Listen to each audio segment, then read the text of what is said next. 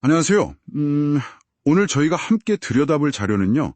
이재명 신임 대통령의 공정거래위원회, 그러니까 공정위 강화 움직임에 대한 분석입니다. 네. 취임 직후에 바로 공정위 인력 충원을 언급하면서 공정경제 실현 의지를 아주 강하게 내비추는데요. 그렇죠. 이 자료들을 통해서 이 변화가 구체적으로 뭘 의미하는 건지, 특히 당신이 주목하셔야 할 그 플랫폼 기업이나 대기업 규제, 또 시장 전체에 미칠 영향까지 핵심만 뽑아서 살펴보겠습니다. 네, 맞습니다.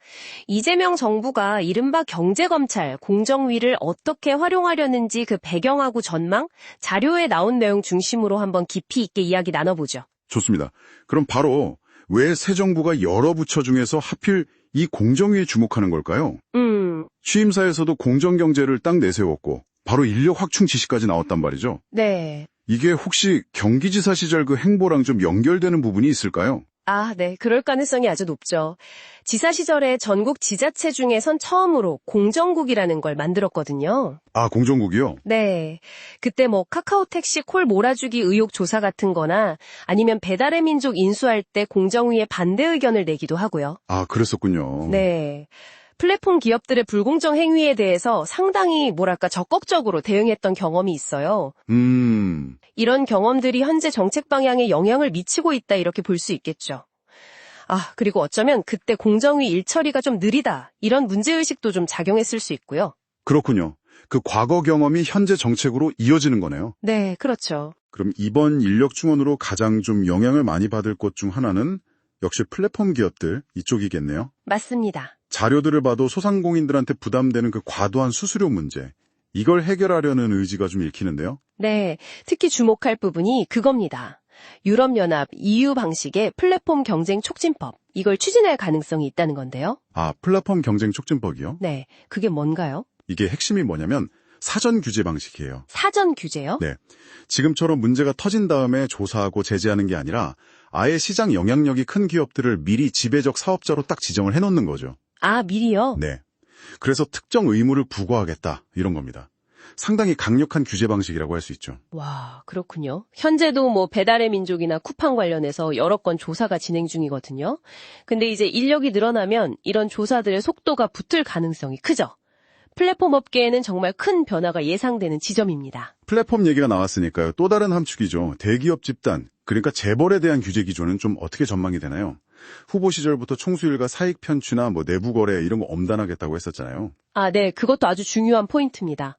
지금 CJ나 HDC, 롯데 같은 그룹들 부당 지원 의혹 조사가 진행 중이고요. 네. 자료들을 보면 과거 정부에서 재벌 개혁하려고 만들었던 기업 집단 감시국이라고 있어요. 그 역할이 다시 커질 수 있다. 이렇게 나오고 있습니다. 기업 집단 감시국, 역할이 강화된다. 네. 그러니까 대기업 계열사 간에 부당하게 지원해주거나 일감 몰아주기, 하도급 갑질, 이런 해묵은 문제들에 대한 조사가 본격화될 가능성이 있는 거죠. 이건 단순히 개별 기업 문제가 아니라 기업 지배구조 전반에도 영향을 줄 수 있는 사안입니다. 정부 의지는 이렇게 강한데, 근데 공정위 자체의 현실적인 어려움도 자료에 나와 있잖아요. 맞아요. 만성적인 인력 부족 문제라던가 사건 하나 처리하는데 평균 524일, 거의 1년 반이 걸린다고 하던데요. 네, 거의 그렇죠. 단순히 인력만 늘린다고 이런 문제가 바로 해결될 수 있을까요? 좀 의문이 드는데요. 그 지적이 정확합니다. 인력 보강이 만병통치약은 아니겠죠, 당연히. 네. 기업들이 자료 제출을 일부러 늦추거나 아니면 법리 다툼이 복잡해지면서 심의 자체가 길어지는 이런 구조적인 문제도 분명히 있거든요.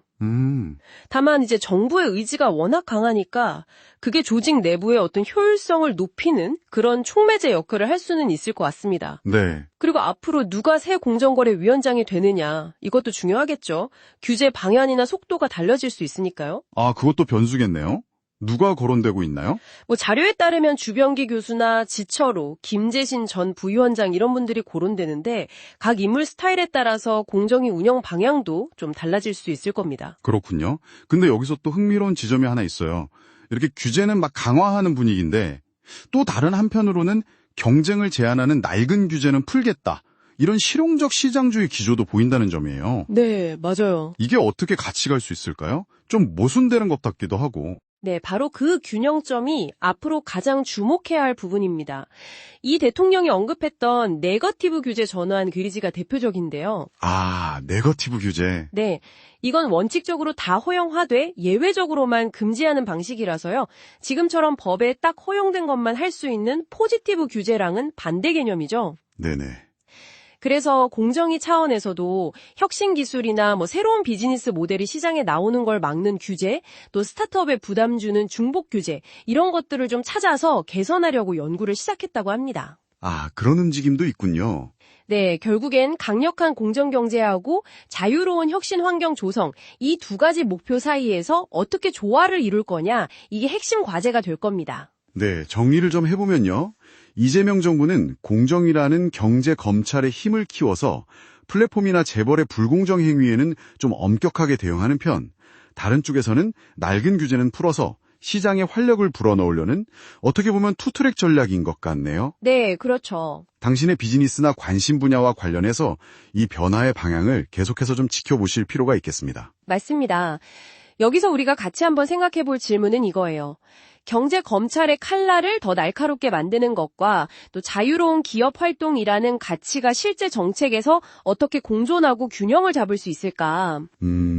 이 강화된 공정위가 시장의 공정성을 높이면서 동시에 혁신의 속도까지 더해하지 않을 수 있을지, 아니면 혹시 의도치 않은 부작용을 낳게 될지. 네. 앞으로 나올 구체적인 정책들 그리고 실제 집행 사례들을 좀 면밀히 보시면서요. 당신만의 시각으로 이 변화를 판단하고 또 대비하시는 게 중요해 보입니다.